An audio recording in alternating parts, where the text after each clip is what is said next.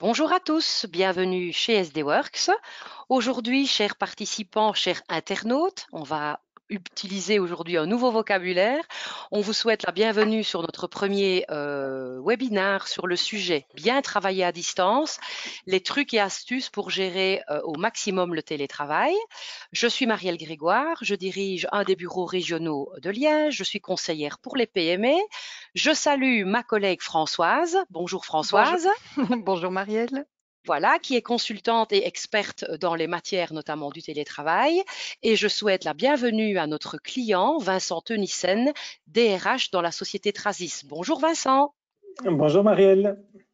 Alors, chers internautes, vous avez eu l'occasion de vous inscrire à cette session. On vous en remercie d'ailleurs. On a compilé toute une série de questions que vous nous avez envoyées. Je vais venir juste avant qu'on démarre sur deux aspects pratiques. Ne soyez pas surpris de ne pas nous voir, les trois participants dont vous voyez le nom sur l'écran. Pour la qualité du webinaire, nous avons préféré rester en caméra cachée pour vous assurer un bon confort d'écoute. Et enfin, pour les clients et contacts de SD Works qui nous avaient envoyé des questions très pratiques concernant, par exemple, des codes de salaire ou des documents pour le chômage, etc. Sachez que ces points ne seront pas traités ici dans ce séminaire. Nous vous réorienterons alors vers votre conseiller client du secrétariat social pour y répondre et vous verrez sur plusieurs de nos slides des adresses Internet où vous pouvez trouver toutes les réponses à vos questions pratiques. Alors, nous allons rentrer directement dans le vif du sujet avec notre invité, Vincent Tenissen, et nous allons aborder pendant quelques instants ensemble l'expérience qu'a vécue Trasis, une grosse PME de la région liégeoise, sur la mise en place d'un télétravail et plus particulièrement dans le contexte que nous connaissons aujourd'hui. Alors, Vincent, est-ce que tu peux nous présenter en quelques mots la société Trasis, si tu veux bien? Oui, alors la société Trasis est une petite pépite liégeoise qui est en plein développement et qui est active dans la radiopharmacie. En fait, nous concevons et développons des équipements qui permettent de produire des radiotraceurs que l'on injecte aux patients dans le cadre de la détection ou de la thérapie d'un cancer. Et donc, nous sommes une boîte d'une centaine de personnes qui est active à l'international. Et donc, les profils que nous avons vont de profils d'opérateurs salle blanche ou de monteurs d'électromécaniciens, donc des monteurs des métiers très techniques, à des métiers de recherche comme des doctorants en chimie, des ingénieurs de conception, et évidemment tout ce qui est support après-vente et vente aussi et administratif. Donc on a un panel de fonctions qui est très très large. Je pense qu'il peut peut-être être intéressant parce que souvent j'entends autour de moi ah oui mais l'activité n'est pas prête ou n'est pas propice au télétravail ou autre. Et ici on a quand même un ensemble de profils qui fait que c'est intéressant peut-être pour la plupart de nos auditeurs. Tout à fait.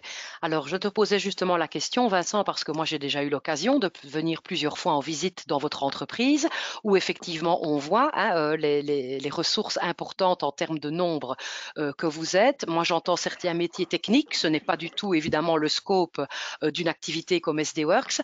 Est-ce que avant la crise, ici, la crise du corona, il y avait déjà des mesures de télétravail en place chez Trasis? Et si oui, pour quel type de personnes? Alors, il y en avait, mais c'était très peu développé. En fait, c'était réservé principalement aux membres du comité de direction qui avaient l'opportunité de télétravailler un jour semaine. Et ça venait d'être mis en place à peu près 6 mois auparavant le début de la crise. Donc, en fait, on n'avait pas vraiment une grande expérience du télétravail chez Trasis. Et il y avait beaucoup de questions autour du télétravail où c'était encore fort perçu comme étant un avantage que l'on octroyait à un employé pour pouvoir avoir un bon équilibre vie professionnelle, vie privée. Mais alors évidemment, il y avait toute une série de questions managériales qui étaient derrière, qui était la question de la perte de flexibilité, mais si la personne n'est pas disponible ou n'est pas sur site, Ça veut dire qu'elle est peut-être moins disponible pour des réunions.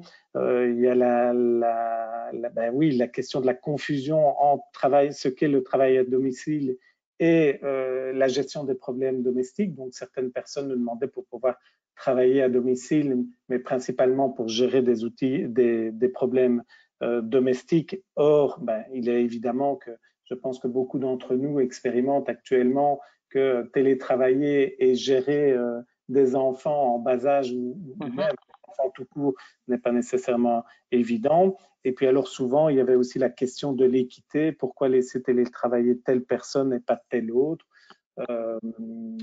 Voilà, c'était un peu les questions qui existaient avant, et en même temps on avait très peu d'outils. On avait juste TeamViewer au niveau informatique, qui était le simple outil de communication qui nous permettait plus ou moins de communiquer, mais pas faire beaucoup plus.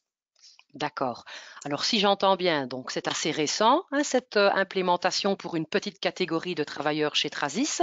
Et donc, je peux imaginer le choc, la difficulté que ça a été, et surtout pour toi, en tant que DRH, de devoir plonger dans le bain d'une mise en télétravail immédiate suite aux mesures gouvernementales, avec en plus un nombre important de collaborateurs. Comment avez-vous mis en place le télétravail? Est-ce qu'il a été généralisé chez Trasis au moment du confinement, c'est-à-dire à partir des mesures gouvernementales du 13 mars dernier? Ouais.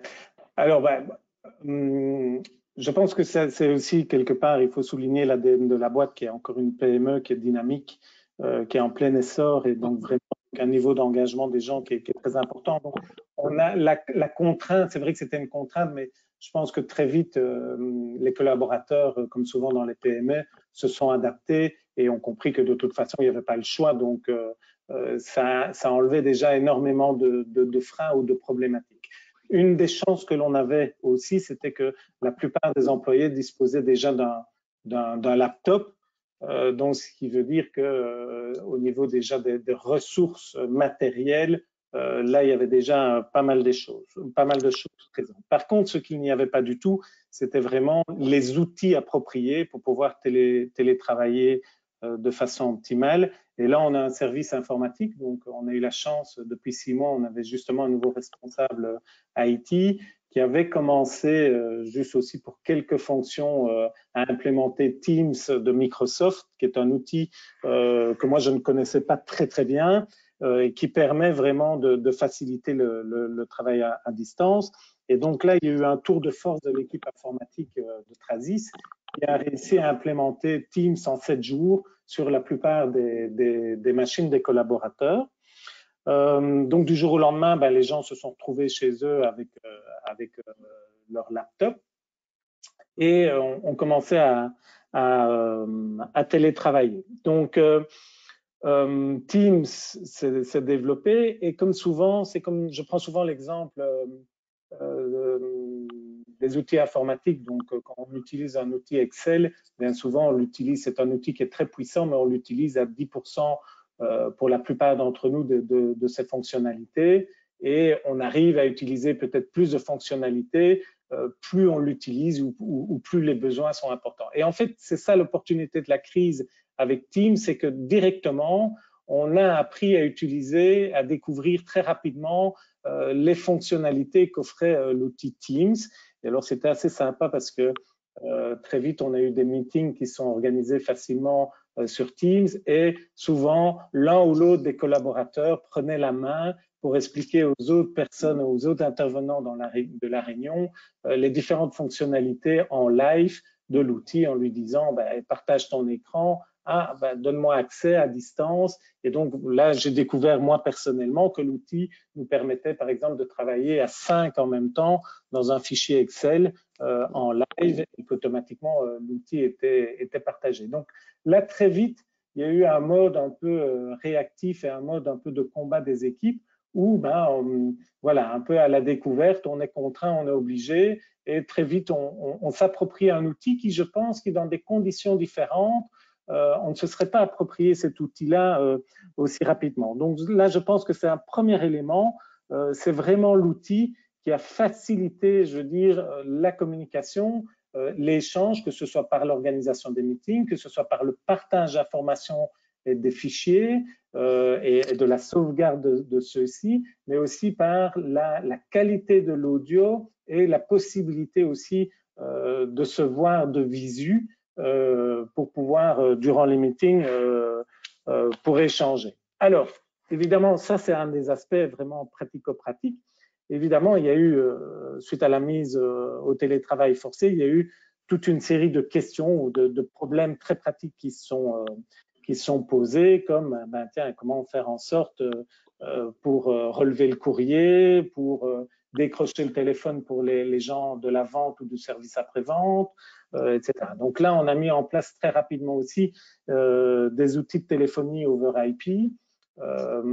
Et donc, on a su pour toutes les fonctions administratives et du service après-vente dévier les lignes chez les personnes chargées justement de décrocher de chez eux. Et donc, là, on a trouvé des solutions vraiment viables qui fonctionnent a priori, des échos que j'ai à l'heure actuelle qui fonctionnent bien et qui fait qu'il nous a permis de ne pas nous couper du jour au lendemain ou de s'assurer que le téléphone soit bien décroché lorsque c'était nécessaire. Après, on a pour d'autres départements, on a d'autres problématiques beaucoup plus terre à terre, comme la secrétaire de direction qui doit être à même de pouvoir imprimer, scanner des documents et qui n'a pas nécessairement chez elle le matériel adéquat. Et là, on a dû envoyer, simplement, on a pris une des imprimantes qui était sur un espace de travail chez Trasis et un membre du service informatique a été l'installer directement chez elle. Et puis, alors, très vite, on s'est organisé en disant, bon, OK, pour les signatures de documents, pour le relevé du courrier et autres, quelle procédure on met en place. Donc ici, je sors un petit peu de façon plus large du télétravail comme on l'entend de façon habituelle, puisque ici, vraiment, on est dans une situation de crise qui fait une implication, mais je pense que c'est intéressant d'expliquer un petit peu le cheminement qu'on a eu. Ensuite, tout à fait. Oui. Non, je t'en prie, Vincent, continue. Une fois qu'on a eu solutionné ces soucis-là, évidemment, on a commencé à très vite avoir des retours des collaborateurs avec des soucis plus pratico-pratiques ou domestiques. Donc, on s'est retrouvé avec des collaborateurs. La première des choses qui n'était pas facile à gérer pour la plupart des collaborateurs, surtout que chez nous, nous avons une moyenne d'âge de 37 ans, donc nous avons beaucoup de collaborateurs avec des enfants en bas âge, c'est de se retrouver à la maison, dans un espace confiné avec des enfants qui sont là, puisque l'école, pour la plupart, n'était plus accessible, ou on déconseillait fortement de mettre les enfants à l'école, sauf pour des fonctions essentielles. Donc, c'était de trouver un espace de travail sans nécessairement être dérangé. Et c'était d'autant plus criant, on a eu le cas très pratique d'une personne où la plupart d'entre nous, la borne Wi-Fi est dans un espace de vie commun et pas nécessairement dans un espace un peu plus isolé. Et donc, ce qui fait qu'on avait des problèmes, certains travailleurs avaient des problèmes de connexion Wi-Fi. Donc, on a eu des questions en nous disant, tiens, voilà, moi, c'est vraiment compliqué à la maison. Est-ce que vous êtes d'accord de nous fournir une borne Wi-Fi, un relais Wi-Fi qu'on peut mettre dans les prises, par exemple, pour pouvoir que je puisse m'isoler un peu plus dans une autre pièce et autres. Donc là, la question s'est posée très vite. Même chose au niveau des casques audio et des micros. Donc, les collaborateurs ont trouvé pour la plupart des solutions par eux-mêmes, mais très vite, on s'est dit que il était peut-être important de mettre à disposition une indemnité de télétravail pour tous ces travailleurs-là. Et dans le cadre de la crise, dans le cadre du télétravail, de toute façon, c'est prévu, l'administration fiscale prévoit des primes de remboursement de télétravail, jusqu'à un maximum de 106 € actuellement, avec des conventions. Ici, on a agi dans l'urgence et on a lu que l'administration fiscale tolérait, dans cette situation actuelle, de pouvoir donner des allocations. Et donc, on a décidé assez rapidement d'octroyer une indemnité de télétravail raisonnable, parce que ça ne servait à rien nécessairement d'aller dans des montants qui étaient démesurés, mais qui nous semblait raisonnable pour permettre aux travailleurs de faire face à leurs menus dépenses, que ce soit, comme je dis, un relais Wi-Fi, du papier, des cartouches d'imprimante, les boissons, le café du matin, peut-être le chauffage et autres, etc., etc. Donc ça, Super. on a pu les rassurer assez rapidement et on a lancé ça. Donc ici, justement, on a fait ça avant la paye du mois de mars. Et grâce à SD, ben voilà, je pense qu'aujourd'hui, justement, les collaborateurs touchent cette prime-là avec leur fiche de paye. Merci Vincent. Attends juste avant de continuer tes explications, parce que tu nous as effectivement déjà balayé plusieurs questions que nos internautes nous avaient posées, notamment sur quels outils dans l'aspect digital du télétravail à utiliser. Tu nous as bien expliqué le suivi, les questions pratiques de tes collègues. Maintenant, est-ce que tu pourrais nous donner le feedback que tu reçois peut-être de certains collaborateurs ou managers dans leur première semaine d'expérience en télétravail? Oui, alors, je vais commencer juste par une petite anecdote qui va faire la bonne transition à ce que j'expliquais ta question. C'est que justement, par rapport à la capacité de pouvoir s'isoler, nous avons des managers, chaque fois qu'on faisait une conférence call, on le voyait à l'intérieur de sa voiture qui était garée dans le garage et c'était le seul endroit qu'il avait trouvé pour pouvoir avoir une conférence call dans le calme et les bonnes conditions. Donc, Oui, c'est original, effectivement, oui. voilà, donc on a fait des captures d'écran, on a partagé ça au niveau de l'entreprise parce qu'on a beaucoup d'humour chez Trasis et c'était assez fun. Maintenant, j'ai perdu le fil, Marielle. C'était Bah, écoute, quoi? moi, ma question, c'était un peu quel retour tu as, quel feedback tu as des Ouais, collègues, des collaborateurs, en quelques mots sur leurs 2 semaines et demie de nouvelles expériences de télétravail. alors, ça va du tout au tout. Je pense qu'au départ, beaucoup de gens se disent, ah, chouette, voilà, on s'adapte. Donc, il y en a qui voient vraiment ça comme une opportunité. Et il y en a d'autres Mhm, qui sont terrorisés par rapport à ça, en disant, mais comment est-ce que je vais faire? La nature de mes tâches nécessite que je sois présent ou que j'ai telle information à tel moment. Comment est-ce qu'on va faire? Et voilà, donc ça dépend un petit peu je pense, je veux dire, de la personnalité de tout un chacun et aussi de la fonction et de la situation personnelle de chacun. Globalement, je pense que ça s'est bien passé. Honnêtement, j'ai été assez impressionné de la résilience des gens, le fait que la plupart des collaborateurs comprenaient que la situation était exceptionnelle et à situation exceptionnelle, mesure exceptionnelle. Et la crise fait que chacun a bien compris qu'il devait amener ou participer à trouver des solutions. Donc mm. voilà. Alors ça, c'est vraiment au niveau du début. Par contre, ce que j'entends beaucoup pour le moment, c'est la difficulté pour beaucoup de collaborateurs de faire la part entre la journée de travail et la vie plus personnelle ou voilà, la vie privée.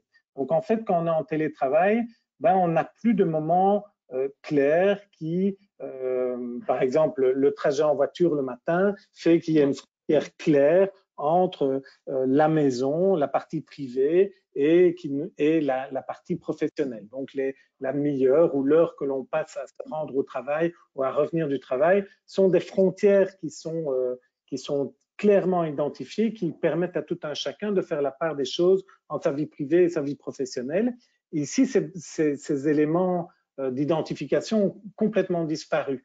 Et moi-même, je l'expérimente et je me rends compte aussi que quelque part, j'ai l'impression de travailler plus et je n'arrive pas toujours à mettre des barrières. Et donc, là, après 2 semaines de télétravail, on voit vraiment qu'il y a cette réflexion pour chacun de s'imposer en fait un cadre de vie qui est beaucoup plus structuré, s'imposer des pauses, s'imposer des horaires de travail un peu plus raisonnables, accepter un moment de quitter son ordinateur, accepter un moment de se dire, si on m'appelle ou si mon ordinateur, à un moment, j'ai une demande de vidéoconférence, un appel urgent, d'accepter que à ce moment-là, on ne décroche pas nécessairement, on ne soit pas accessible.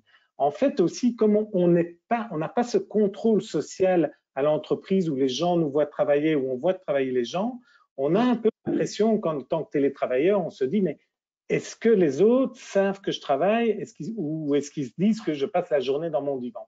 Et donc, des fois, ça nous incite, en tout cas pour certains travailleurs, ça nous incite à, des fois, être peut-être trop présent au niveau du télétravail et ne pas s'octroyer ces moments de pause, ces moments de détente qui sont vraiment nécessaires. Et moi, voilà, maintenant, je m'impose souvent vers 11 heures d'aller marcher une demi-heure dans le quartier, prendre un peu l'air, échanger un peu les idées. Mhm.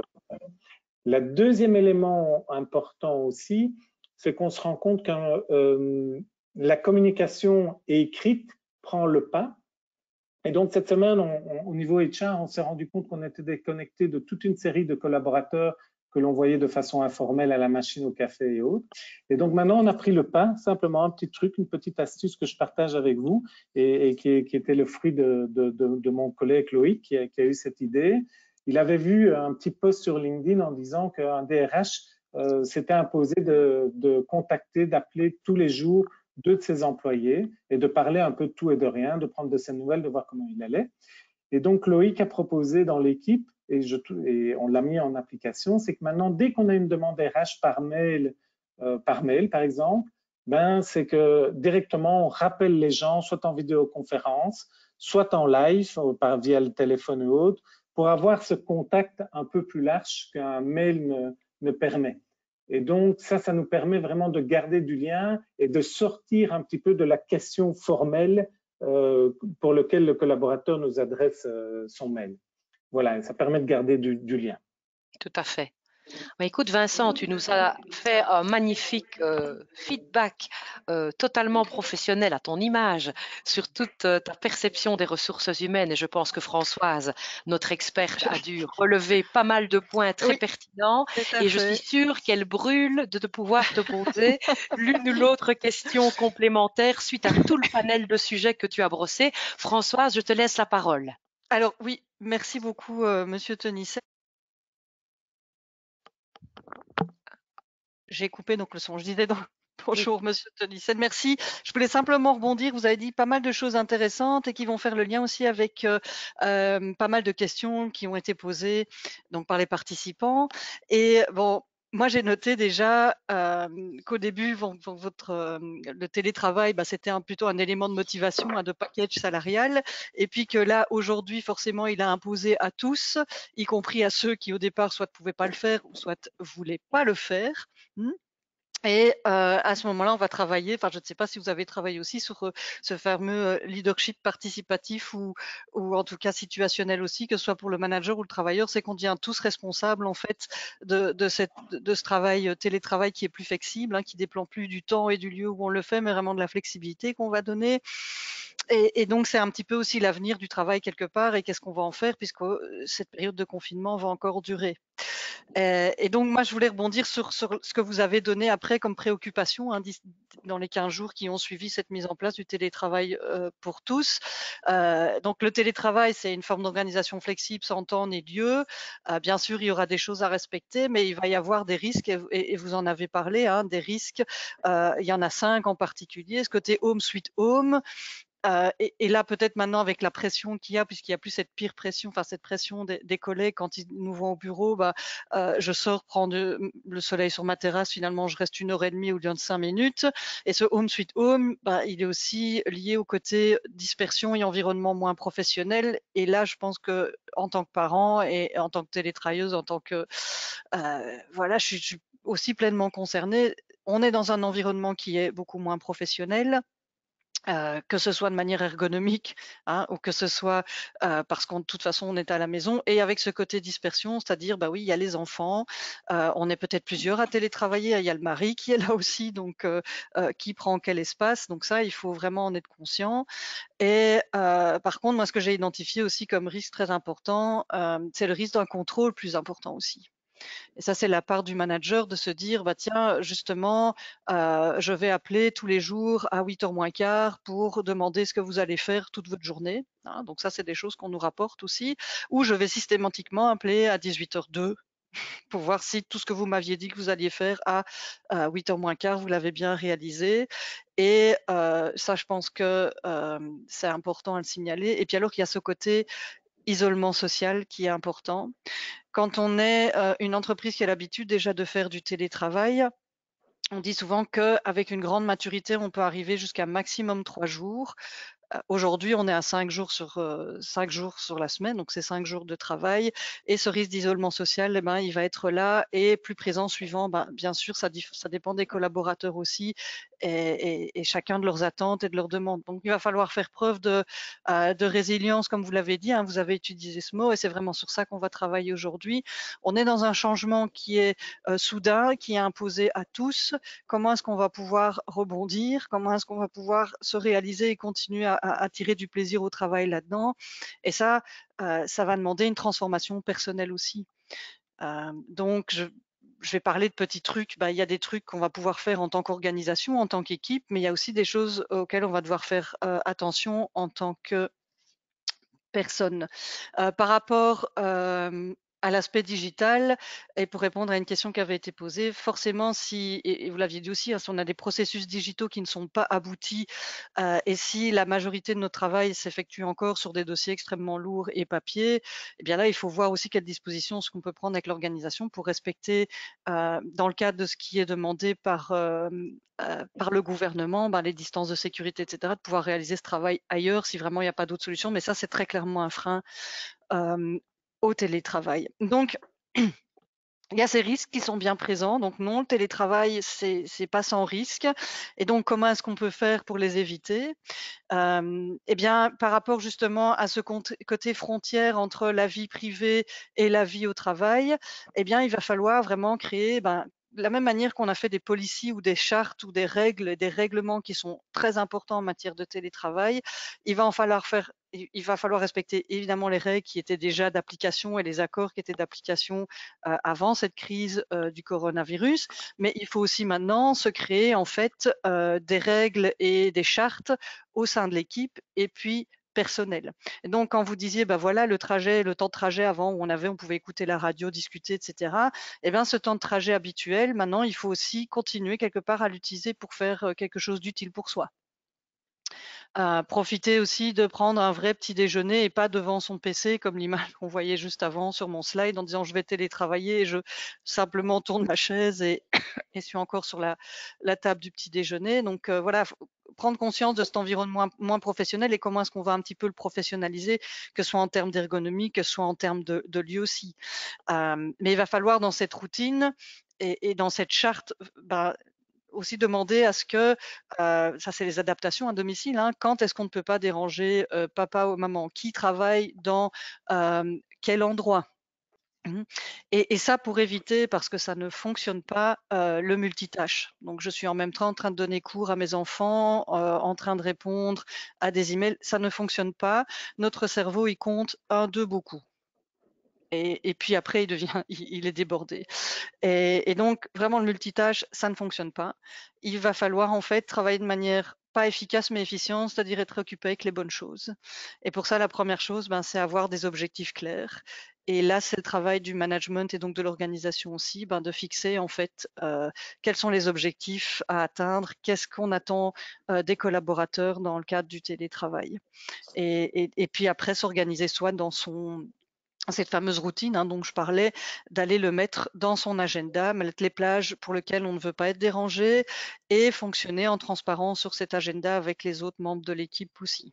Donc, vous avez Teams ou vous n'avez pas Teams, vous avez Outlook, c'est donner l'accès à ces agendas et pouvoir mettre quelle plage je suis occupée à quoi, en se réservant aussi cette possibilité d'avoir ces moments privés qui ne sont peut-être plus les mêmes moments ou les mêmes plages horaires qu'on avait au travail, et encore, bien sûr, il faut respecter les horaires qui sont convenus.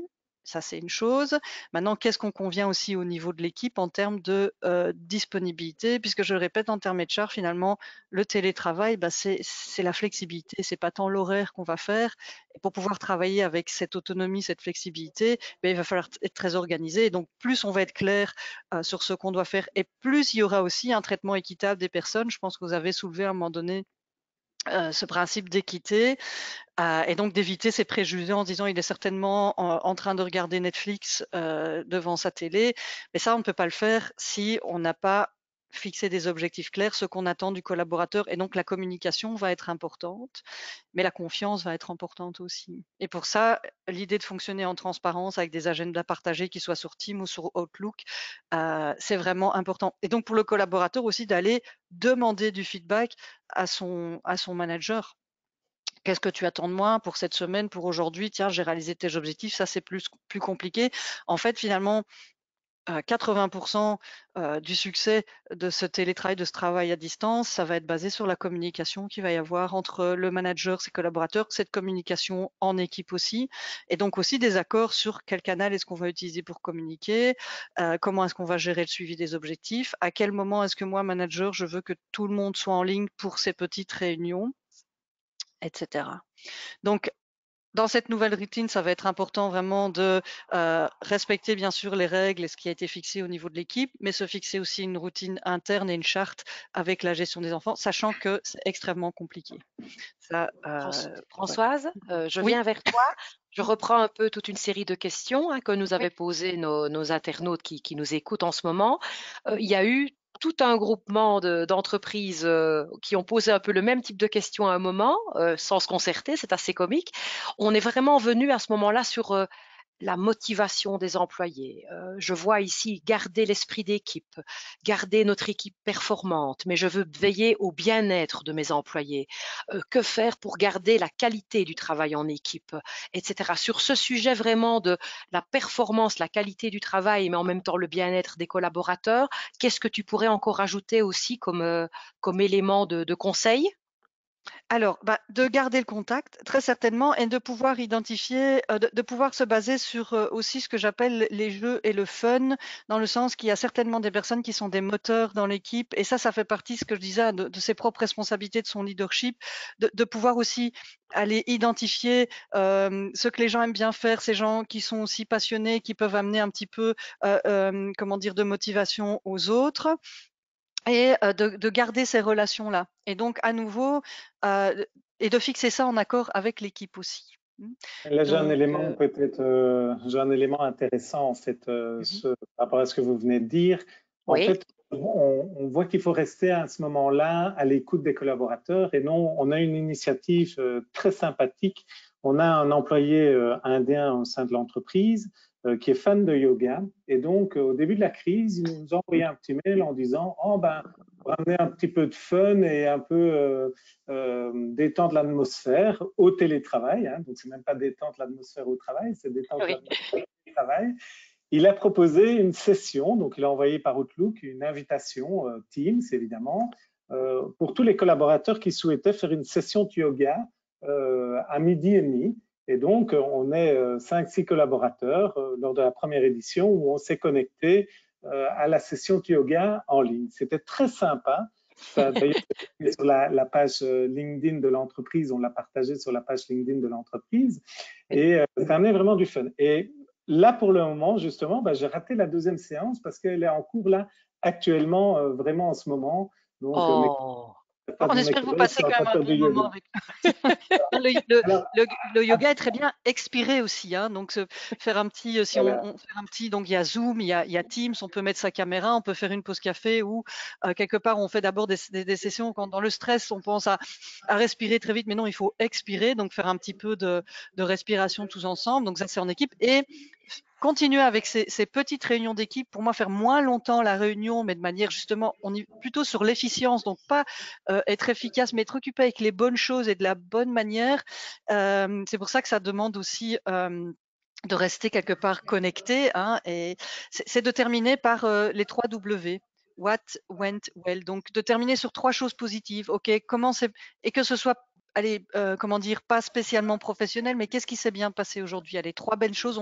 Chacun fait un petit tour de table et on partage là-dessus aussi.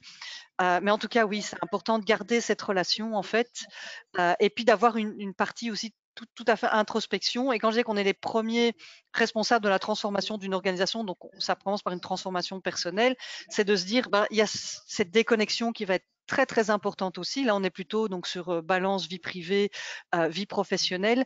Il est vraiment important de prendre des vraies pauses où on n'est plus devant son ordinateur, mais il est important aussi au moins 1 heure avant d'aller dormir de vraiment ne plus être sur des iPads, iPhone, etc. Parce que on a tendance, comme vous l'avez dit vous-même, à être beaucoup plus longtemps sur son ordinateur, concentré, à vouloir vraiment avoir cette espèce de culpabilité, donc plus dessus, et ça perturbe énormément le sommeil. Et vraiment, ce besoin de déconnexion, de sommeil, d'introspection, de respiration, ça va être très très important aussi. Ça peut paraître un petit peu gourou comme ça, mais pour rebondir aussi sur le yoga, mais il va falloir faire très très important à sa responsabilité. On est les premiers responsables de notre santé, et le premier impact qu'il va y avoir, c'est quelque part le sommeil, sa vitalité, etc. Et donc, ça a un impact pour la personne, pour l'organisation aussi. Oui. Je rajouterais pour les managers surtout, et moi en tant que manager, je m'en rends compte, c'est accepter en télétravail, on va moins naturellement prendre du temps pour discuter de choses un peu plus futiles que l'on ferait au travail autour de la machine à café ou en rencontrant un autre collègue dans les couloirs et autres. Et en fait, prendre le temps, accepter de prendre un peu de temps pour parler de ces choses qui sont un peu annexes ou anecdotiques, apporte une plus-value aussi au niveau du bien-être des collaborateurs parce que voilà, on sort un petit peu du strict formel qu'on s'est fixé au niveau de la réunion et il faut garder des espaces comme ça d'échanges informels Tout à fait. avec nos collègues. Donc, voilà. Et vraiment, la 80%, ce sera de la communication. Et il va falloir reconnecter en fait les managers avec ce rôle de coach, ce rôle de support. Et bien être en conscience, certainement, ils ont un rôle en tant que manager, donc de fixer les objectifs et de suivre le résultat. Mais il y a une grande partie qui va vraiment être ce côté, voilà, leadership, support, coach et vraiment maintenant, eux aussi vont avoir besoin de soutien et pas d'être grondés par rapport à ça, mais d'accompagnement. Peut-être les RH peuvent jouer un rôle de support, le conseiller en prévention, le service externe, travailler, leur offrir des possibilités de mini-coaching pour eux aussi, parce que voilà, eux doivent gérer l'équipe, ils doivent aussi continuer à télétravailler. Je crois qu'on est tous dans le même bateau. Et donc, plus on va travailler vraiment en communication, en confiance, en transparence, de manière équitable, en essayant d'oublier tous ces préjugés qu'on a sur le télé-vacances. Et ça va permettre d'avancer, en fait. Voilà. Sachant qu'on n'est pas fait pour travailler 5 jours par semaine normalement comme ça, donc il faut mettre en plus des dispositifs vraiment de protection, voilà, par rapport à ces risques de contrôle, d'isolement. Tout à fait. Alors Marielle, j'ai peut-être encore un autre élément de réponse par rapport à la question des auditeurs, qui est une initiative du CEO de Gauthier, qui est le CEO de l'entreprise, qui aujourd'hui à 13h15 a organisé un call de société, donc a invité l'ensemble des collaborateurs qui le souhaitent pour un meeting online où on va faire un peu le point tous ensemble. C'est le premier meeting depuis le début de la crise. On avait l'habitude de faire ça une fois par trimestre dans la société, mais ici, on a décidé de le faire via Teams, où on va faire un point sur la situation de l'entreprise. Et alors, le service communication aussi a développé un petit jeu avec une application qui est Kahoot sur les GSM, où donc les collaborateurs, ils vont avoir un peu du gaming. Donc, il va y avoir quelques questions qui vont être projetées durant la séance et les collaborateurs pourront répondre, se servir de leur téléphone comme buzzer. Et donc, voilà, créer un petit peu de fun. Et en même temps, on a prévu 3/4 d'heure de call de société. Je ne l'ai pas encore expérimenté, je pourrais en parler après, mais là, maintenant, c'est difficile. Mais je trouve aussi, par rapport à l'interrogation que la plupart des auditeurs se posent, de se dire, mais comment est-ce qu'on peut essayer de garder la motivation, la cohésion des équipes et autres, cette information générale qui ne passe pas uniquement par le manager, mais à certains moments où il y a des relais qui se font au niveau des différents niveaux de la ligne hiérarchique et où la communauté peut se rassembler, sont aussi des bonnes initiatives et à mon avis des bonnes idées pour garder la dynamique. Magnifique initiative, effectivement. Françoise, je te laisse encore 2-3 minutes pour clôturer ta présentation et puis nous terminerons notre webinaire. Il est déjà presque 12h45, le temps a passé très vite. Simplement, vraiment bien fonctionner, donc être au courant de ce qui va être donc les accords dans l'équipe. Comment est-ce qu'on va fonctionner en équipe maintenant? Qu'est-ce qui est permis, attendu, pas permis? Adapter son leadership à la situation et aux personnes. Vous avez peut-être des nouveaux collaborateurs qui ne sont pas dans l'entreprise depuis longtemps. Eux vont pas pouvoir fonctionner en pleine délégation, donc ils vont avoir besoin de plus d'accompagnement. On va beaucoup plus travailler sur identifier ses tâches clés et gérer vraiment son agenda de manière intelligente et efficiente, donc pas efficace, être occupé avec les bonnes choses, continuer à travailler sur la communication et pour le management sur la confiance aussi, et donc faire confiance à ses collaborateurs en étant qui sont des adultes responsables et autonomes en fait. Donc une fois qu'ils ont les bons objectifs et que les règles sont précises et applicables à tous de la même façon. Pour moi, le leadership n'est pas réservé qu'aux dirigeants et qu'aux managers. On a aussi sa propre responsabilité. Nous sommes des adultes responsables. Et voilà. Pour le reste, tout ce qui est plutôt juridique, avant de vous lancer dans des primes créatives, etc., là, bien, dans ces temps un peu compliqués, voir ce que vous aviez déjà, ce que vous voulez faire en plus. Moi, je dis passer par du conseil juridique à ce niveau-là, c'est mieux. Parce qu'on trouve beaucoup pléthore d'informations, même sur Internet. Mais c'est quand même bien de se faire accompagner pour vérifier ce que je ne vais pas mettre et le collaborateur et l'entreprise, je veux dire, dans des problématiques après au niveau fiscal ou au NSS. Donc voilà, ça c'est important. Et d'encoder votre temps de travail pour comment dire, pour les accidents de travail. Il y avait des questions pas mal sur le timesheet, le pointage. Si vous pouvez le faire en ligne ou en tout cas noter dans vos agendas que vous êtes en télétravail, sachez le prouver. Même si depuis janvier 2019, on est beaucoup mieux protégé pour les accidents de travail, puisqu'il y a cette présomption réfragable, comme on dit. Donc, c'est jusqu'à preuve du contraire. Pour l'instant, nous sommes tous en télétravail. Voilà. Voilà. Et Un c'est tout tout. grand merci, Françoise, pour ta Avec plaisir. présentation. Vincent, un tout grand merci pour ta participation active et ce témoignage vraiment très vivant de la réalité d'une entreprise. Merci beaucoup à toi et on te souhaite encore de belles séances de yoga et surtout un magnifique call de société à 13h15. Voilà. Chers internautes, on vous remercie de vous être Merci inscrits. beaucoup. On vous remercie d'avoir posé toutes vos questions. Comme vous le voyez ici, Françoise vous oriente aussi sur le site accessible à tous de SD Works, où tous les points organisationnels et pratiques liés à la situation télétravail Corona se trouvent. Toutefois, dans vos entreprises, il y a peut-être une réflexion plus avant maintenant sur et l'après. Que va-t-on faire? Que va-t-il changer dans nos modes de fonctionnement au sein des entreprises, de notre mobilité, de notre organisation du travail et du temps de travail? Sachez tous que SD Works est une entreprise qui est ouverte pour le moment, dans tous nos horaires tout à fait disponibles et toutes nos équipes sont sur le pont, nos juristes, nos consultants, nos conseillers. Donc, si vous avez des questions pour votre entreprise, pour la mise en place, par exemple, du télétravail ou de la mise en place de management by objectif ou tout autre conseil dans le nouveau monde du travail dans lequel nous sommes disponibles maintenant, n'hésitez pas à nous contacter. On vous souhaite à tous une bonne période de confinement. Restez bien chez vous, prenez soin de votre santé et nous allons mettre en place de nouvelles séquences conférences sur d'autres sujets. Vous en serez avertis par notre site internet et par les réseaux sociaux. N'hésitez pas à vous connecter. Merci pour votre confiance et bel après-midi à tous. Au revoir. Merci beaucoup. Au revoir. Au revoir.